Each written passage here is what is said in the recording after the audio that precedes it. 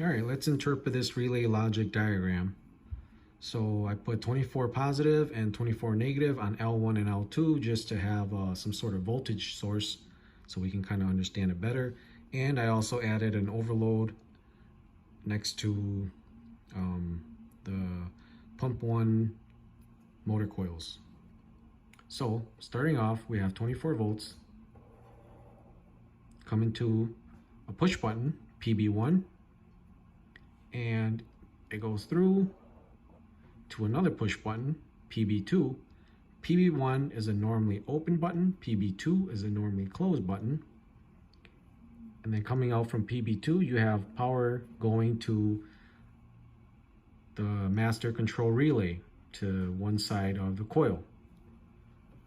And then you have your neutral or your negative on the other end of the coil for the master control relay.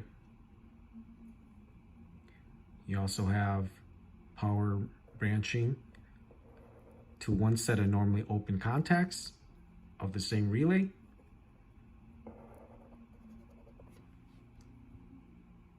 So sequence of events is when you hit or when you press down on this push button, you then send 24 volts through two of the push buttons, and now you have 24 volts at the master control relay coil. The coil completes the path. The coil is going to energize, and then it will close this set of normally open contacts. This set of normally open contacts then engages, and power then comes down. It will flow through this set of contact, and it will keep energizing your master control relay. That way you don't have to sit there and hold down on the push button for power to stay on. Power is also coming down and goes to the start, pump start push button. Once you energize the master control relay, you can then hit the pump start push button. You momentarily press that down, that's gonna close. The 24 volts travels. It's gonna go through a float limit switch of some sort. So as long as this float switch stays closed, it's gonna have a path for electricity to go to CR1. The moment this float limit opens up, it's going to cut off continuity, and CR1 will not have the 24 volts coming to it. So the float is closed, 24 volts travel, it makes its way to CR1.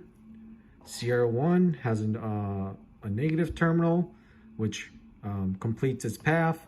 The coil is going to energize.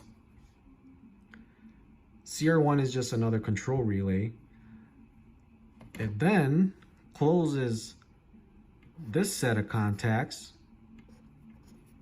When CR1's coil is energized, it's going to close this normally open set of contact.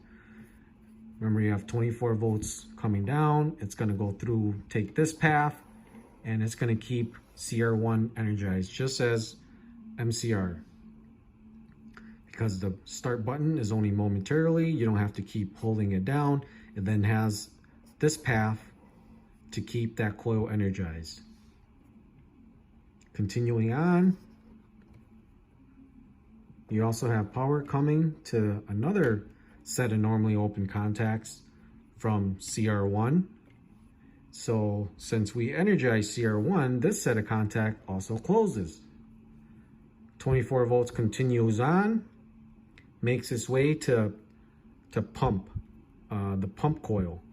So the motor for the pump has a coil, 24 volts makes its way to this coil on the pump, and it completes its path on the negative side.